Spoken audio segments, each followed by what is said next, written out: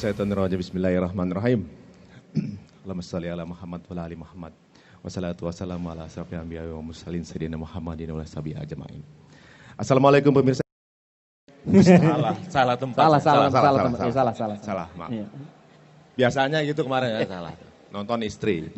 Ini panjang sih sebenarnya, mungkin saya akan persingkat sedikit.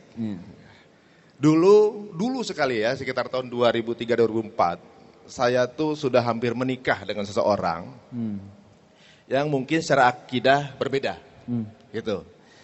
Nah, kemudian harus ada pembicaraan mengenai akidah tersebut, gitu. Waktu itu saya juga hidupnya juga ya masih, ya kerjanya memang ya hidup. Saya ingat sholat tapi ingat sholat. Azan zuhur, saya ingat ini pasti azan zuhur. Ingat ya? Ingat banget ini. Jam 3 nih azan asar, ini ingat ini azan asar gitu. Cuma ya kadang nggak dilakuin gitu loh, namanya inget aja. Sampai suatu momen di mana saya itu diajak berkomunikasi mengenai perbedaan akidah tersebut gitu kan. Tapi sama teman-teman juga kita ada ngaji ini, zikir bareng aja gitu. Asmaul Husna, zikir bareng gitu, bukan kajian gitu ya. Ketika besoknya mau ada dialog, saya tanya sama ustadznya, besok ngobrol apa, orang saya nggak tahu apa-apa gitu kan. Saya tanya, Pak Ustadz, saya tuh besok kan mau ngobrol nih, apalagi ngobrolin agama. Saya tuh mesti ngapain ya Pak Ustadz ya? Ya udah kamu sholat taubat aja. Oke, abis itu kamu sepanjang perjalanan dari rumah sampai lokasinya baca Bismillahirrahmanirrahim. Jangan putus, diulang-ulang aja. Gitu. Oh gitu ya Ustadz ya? Iya. Abis itu nanti gimana? Mana saya tahu. Saya juga nggak pernah debat kata Ustadz gitu kan. Tambah bikin jiper nih gitu. Cuma kan memang kalau misalnya ada komunikasi agama, memang materinya pasti beda-beda. Oke, saya lakukan seperti itu sepanjang perjalanan baca Bismillahirrahmanirrahim itu aja. Sampai akhirnya saya ngomong, ya Tuhan, zat apapun itu yang menjadi Tuhan, sampai begitu. Waduh, Masya Allah, saya mungkin untuk syahadat lagi. Tolong tunjukkan kebenaran itu kepada saya. Gitu. Singkat cerita, ketika sampai berdialog, itu sampai 3 kali berdialog. Ketika ditanyakan, Mas Ari mau nanya apa? Saya bilang, saya jujur nih, saya Quran juga nggak nguasain gitu. Bagaimana saya mau tanya gitu kan. Ya udah silakan apa yang menjadi kerisauan. Akhirnya saya mulai lagi dengan Bismillahirrahmanirrahim. Mungkin dialog ini nggak bisa saya ceritakan di sini dikarenakan ini panjang. Gitu. Singkat cerita di pertemuan ketiga saya mendapatkan hidayah dari kitab keyakinan lain. Hidayahnya ke saya. Jadi ibaratnya selama ini saya ini udah berada di koridor yang benar sebenarnya. Kemana aja gitu. Setelah berdialog, saya punya kesimpulan sendiri. Islam is the coolest religion ever. Ada yang nggak paham? Nah ini terjemahnya di sini ya. Ya. Saya di situ berbesmili. Bukan karena setelah pertemuan itu akhirnya saya memutuskan tidak berjodoh, bukan. Tapi saya terharunya begini loh. Ini Allah ini kok ya sayang sama saya ya. Saya ini udah di pinggir loh hampir murtad. Saya ini udah mau keluar dari ruangan ini loh. Udah tinggal keluar dilepas. Allah nggak butuh gitu ibaratnya. Satu di antara hambanya cuma satu saya yang pergi nggak butuh. Yang butuh tuh justru saya sebenarnya kan. Loh kok dilala Allah masih ngerangkul saya lagi gitu. Dengan media yang bukan dari Al-Quran itu bayangkan. Saya tuh waduh. Ketika pulang tuh saya gemeter sendiri. Ya Allah.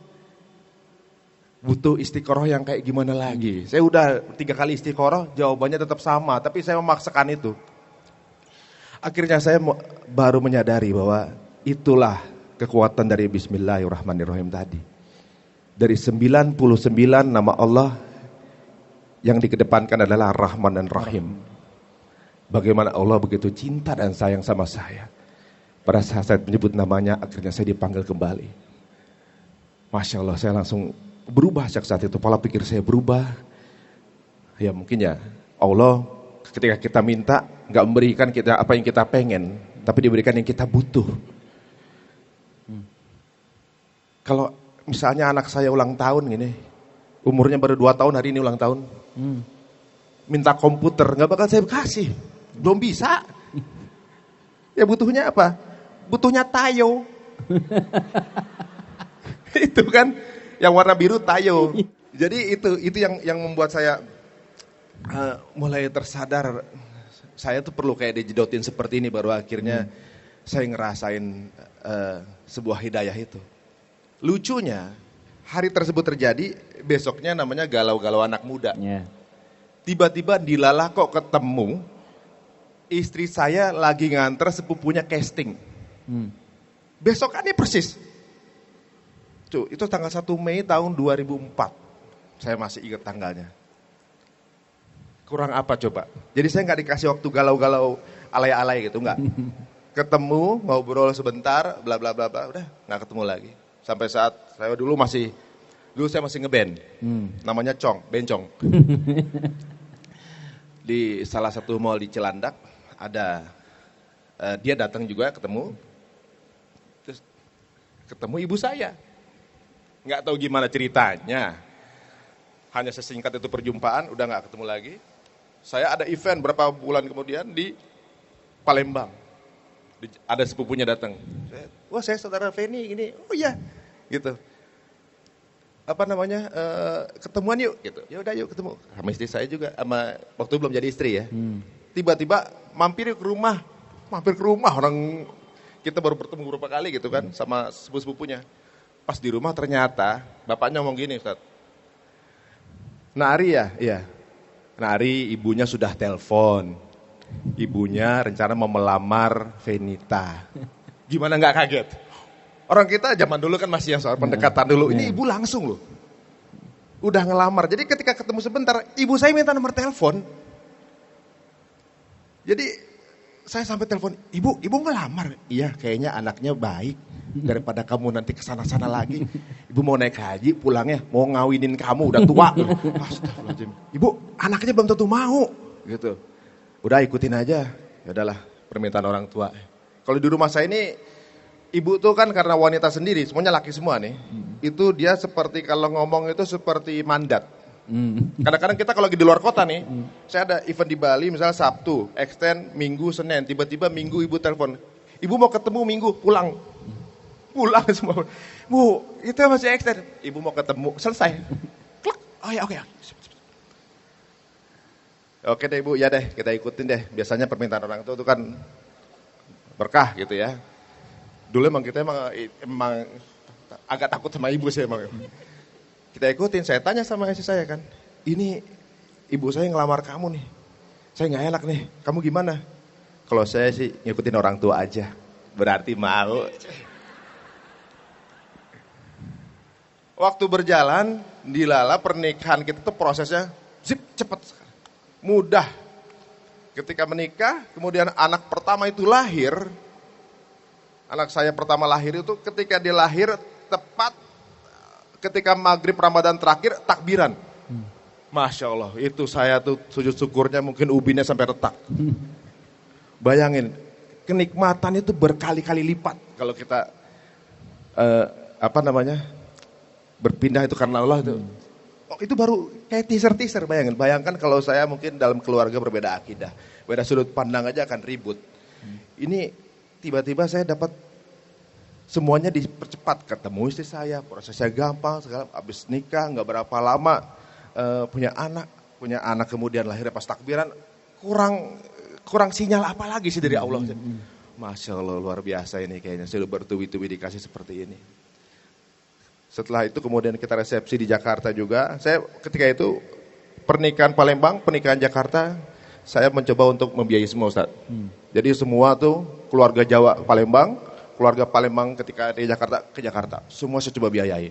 Akhirnya setelah bayar catering, bayar dekorasi, ketika print out tabungan, saldo terakhir berapa? 3.000. Ini jujur nih beneran. Saya bilang sama istri, kamu nikahin artis loh. Nih saldonya nih, 3.000. Saya langsung jemput tugas dari nol ya. Tapi sejak saat itu akhirnya kalau gitu saya ikutan cari nafkah ya. Oke, monggo silakan gitu. Itu saya tinggal di rumah ibu saya, masih tinggal di Pondok Mertua Indah tuh selama 1 tahun. Dari awal lagi benar-benar kita, secara ekonomi, secara hubungan rumah tangga dari awal lagi. Ternyata memang Allah tuh selalu meningkatkan ujian-ujian tersebut. Sampai akhirnya tahun kemarin, tahun 2016 lah gitu, saya mulai, biasanya kalau syuting tuh, kita orang beraninya hijrah ngumpet-ngumpet ya dulu. Jadi udah mulai terbuka, mulai berani untuk ngumpul sama teman-teman yang berhijrah gitu. Tapi ternyata ketika saya lebih outspoken mengenai itu, lebih banyak haters ke saya ya di sosial media, banyak banget. Dibully terus gitu. Dari 2016 tuh saya kayaknya saya baru tahu tajamnya kata-kata itu lebih tajam dari pisau itu di situ tuh. Di sini dibully, buka sini dibully, ini dibully, aduh. Buka DM dibully gitu. Tapi nggak apa-apa sebenarnya. Kan semuanya masih bersifat maya. Sampai akhirnya saya mendapatkan haters yang paling besar, itu yang dredeg. Siapa coba? Istri saya sendiri. Dia jadi hater saya yang paling utama deh. Di rumah kita debat, ngomongin ini, debat, ngomongin agama, debat gitu. Akhirnya sampai ada haters yang ngomong ke saya, sok-sok ngomong agama kamu, lihat tuh istrinya, kerjaannya masih begitu, bajunya juga masih gitu, sok suci lu. Wah, saya tuh waduh, memang kadang-kadang teguran itu juga introspeksi diri juga gitu. Jangan kita tiba mentang-mentang berbeda udah langsung salah dia, kadang-kadang memang kita yang salah. Akhirnya oh ya benar juga ya. Ya mungkin saya belum benar-benar juga gitu. Sama istri juga gitu. Setiap ngobrol, kayaknya memang saya seperti yang salah gitu. Dibully di luar, dibully di dalam saat. Aduh, ternyata nggak mudah hijrah. Lebih enakan hijrah ngumpet-ngumpet saat itu. Hijrah diketahui orang malah kayak banyak musuhnya. Dia ngumpul sama teman-teman, artis juga. Kalau saya datang ngomong, ada hari. Tiba-tiba lagi, ada hari, umpetin. Jadi kayak ke tempat-tempat yang itu, tiba-tiba pesen yang gimana-gimana gitu. Ngundang Ari ya? Jangan, gak asik. Gitu. Ya jadi teman juga berkurang. Terus ada juga yang ngepost ke itu, wah ini intoleran nih, jangan dilanjutin. Pekerjaan di TV juga kemudian ada yang mencoba menghabiskan ladang mata pencarian saya waktu itu. Saya anggap ini ujiannya lah, tapi ujian terberat memang datang dari istri saya. Dia orang Palembang. Saya menikahi presenter juga. Saya ngomong apa dia punya jawabannya. Jago ngomong juga dia. Saya ngomong A dia punya B. Saya ngomong C dia punya D E F G A B C. Aduh, nanti di backup sama teman-temannya di backup dia. Iya. Cara menjawab pertanyaan ini jawabannya. Pertanyaan begini ini jawabannya.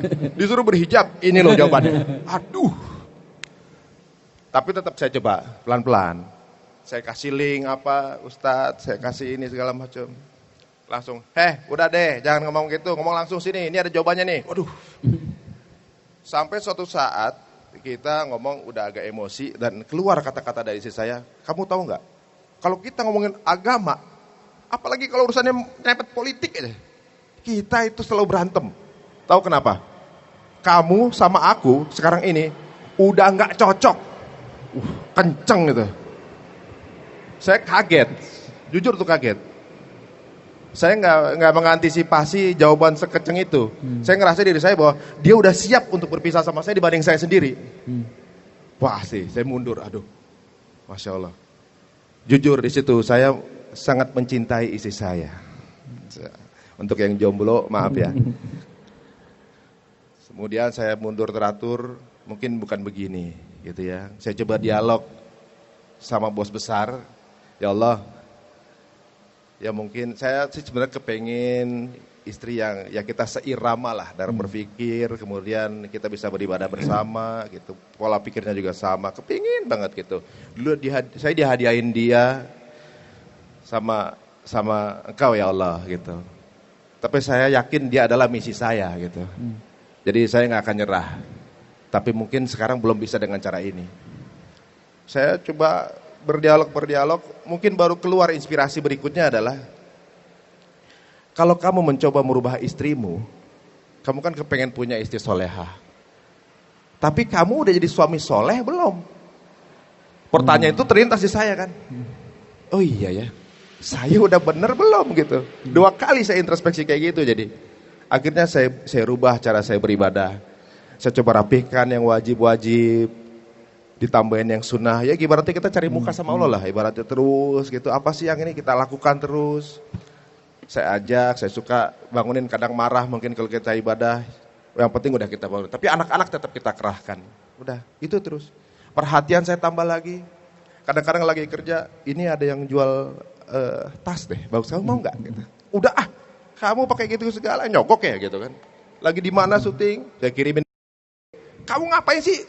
Caper banget gitu. Tapi tetap saya telepon tuh, kamu lagi apa sekarang? Mungkin saya lagi kerja gitu. Kamu lagi butuh apa nih gitu. Sampai di rumah, kita capek, kita ngobrol lagi. Seharian ngapain aja? Itu terus. Tapi emang enak ternyata ngelakuin itu gitu. Dan ternyata itu juga berubah di istri saya. Jadi kamu nih kenapa sih gini kayak lagi orang pacaran lagi? Saya baru tahu. Kenapa? Ternyata itu yang dilakukan sebagai seorang suami muslim kepada istrinya. Yang benar, iya. Cari uang buat siapa? Buat keluarga juga gitu. Kalau kamu nggak suka nanti aku coba cara lain untuk perhatian sama kamu. Enggak apa-apa. Tapi kalau beliin barang jangan ya, aku nggak usah. Bukan tipe seperti itu. Tiba-tiba udah datang aja biasanya barangnya gitu. Milih sendiri. Ya, dompet saya dia yang bawa. Ternyata hal seperti itu, saya baru tahu itu secara perlahan merubah dari dalamnya. Ketika acara sharing kayak gini juga saya baru tahu. Dia mulai coba link-link yang saya kasih dilihat, bagaimana sih hijab, masalah hijab masih. Bagaimana sih dia lihat, dia belajar dia. Jadi dia masih dari jemaah YouTube saat itu. Dilihatin semua. Ternyata oh kayak gini ya. Saya baru ngerasa dulu. Kalau saya dibully di haters itu belum ada apa-apanya. Rasulullah itu kan dilemparin daging, lemparin batu kan.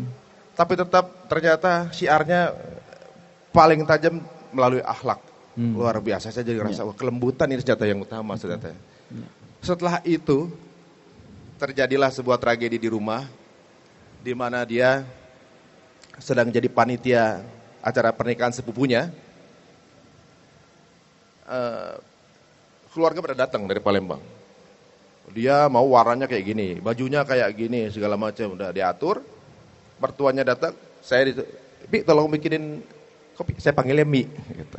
Dia panggil saya Pi. Bukan Papi, dia maksudnya kependekan dari kerop-keropi. Yang bututnya panjang tuh. Saya minta bikinin kopi. Di rumah kita kalau bikin kopi itu diseduh tuh. Air yang baru mendidih. Diseduh. Nah, sambil make up. Lah lagi make up gak sengaja diseduh, plek, kesampluk, plek, kena pahanya. Air baru matang itu. Ketika saking kepanasan, dibuka celananya kulitnya ikut. Kayak dikupas itu. Jadi udah kayak misalnya kupas mangga tuh. Nah itu kulit mudanya tuh kelihatan. Oh saya kaget, aduh. Salah saya apa ya? Yang dia sampai kena kayak gini mungkin ini salah saya gitu.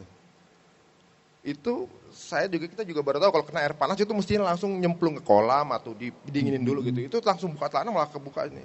Dan kenapa air panas tersebut jatuhnya ke pahanya? Padahal ada asisten saya kan bisa ke situ gitu.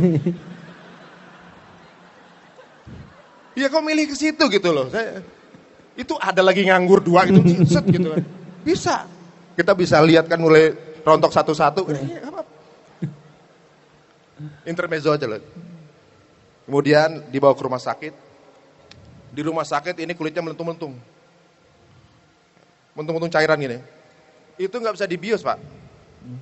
Jadi harus dipecahin dalam keadaan sadar. Tahu mau jadi, oh, ya Allah. Saya udah nggak tega tuh ngelihatnya kalau bisa tukeran gitu ya. Tukeran sama orang lain gitu tukeran, ya. Tukeran yang gitu. Tadi ya. Benar-benar. Tukeran asisten saya di situ gitu Pak. Malah doain orang. Ternyata juraganya kejam juga ya. Itu ketika perawatan pertama, 4 hari berikutnya kemudian kan dikasih ini, kayak dicangkok tuh. Dicangkok itu kan bentuknya transparan. Jadi kelihatan mana yang udah kering atau masih basah itu kelihatan. Yang masih nempel di plastik itu masih basah. Yang udah kering, nah itu jadi kulit mati. Nah, hari keempat itu dibuka lagi. Nah kulit yang kering itu harus dikupas lagi. Udah sampai Star morfin juga nggak kena, jadi tetap kesakitan. Ya Allah ini ada apa, aduh, lihatnya ngilu gitu saya. Sambil introspeksi apa kesalahan saya gitu ya. Nah ketika perawatan, ini ada sesuatu yang berubah di dia. Saya ngobrolin, ya kamu harus bersyukur nih gitu. Kebetulan jadi apa yang saya omong ke dia itu kok dilala di TV tuh kayak Allah pasangin PowerPoint gitu loh ke saya tuh. Apa yang saya omongin gini, di TV lagi ada kejadian berita itu. Saya nggak berani ngomong, salah satu public figure juga hubungannya gitu ya. Bagaimana sebuah kegagalan terjadi di sebuah acara televisi gitu. Saya bilang, kamu mesti bersyukur. Ini malapetakannya lebih berat loh. Ya. Kenapa? Karena mungkin lupa melibatkan Allah. Termasuk kamu juga. Oh iya. Jadi apa yang saya kasih tahu ke dia semuanya masuk tanpa perlawanan. Oh iya, oke. Ternyata di ujung-ujung ketika mau selesai dia ngomong gini. Pi, kayaknya ketika saya udah sembuh nanti, udah mulai kerja, saya mau resign deh. Gitu. Ketika mau resign, dia bilang, kamu udah yakin? Iya, saya mau resign, mau belajar deh. Oh gitu, ya pelan-pelan aja gitu. Ya, saya udah yakin. Wah, senang nih sebentar lagi.